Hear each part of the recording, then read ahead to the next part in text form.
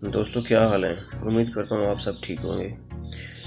आज हम अपनी मकई की फसल को पानी लगा रहे हैं और ये पानी बिल्कुल पूरा पूरा लगाया हुआ है।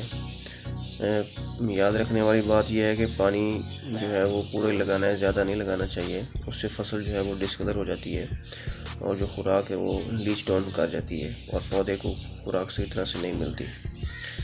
तो आज हम इसको दे रहे हैं, एक बैग जो है वो ज़रखेज़ यूरिया का दे रहे हैं और साथ में 10 लीटर जो है वो इफ़ेक्टिव जिंक दे रहे हैं आइकॉन एग्रो साइंसेस की।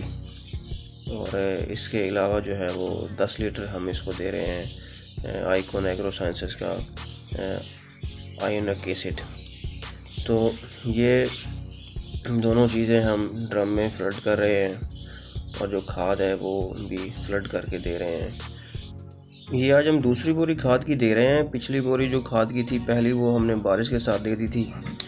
तो ये एक महीना तकरीबन 10 दिन की फसल है और इसको आज दूसरी बोरी खाद की दी जा रही है। और मौजूदा हालत फसल की इस वक्त काफ़ी जो है वो तसल्ली बख्श है और अच्छी है माशाल्लाह।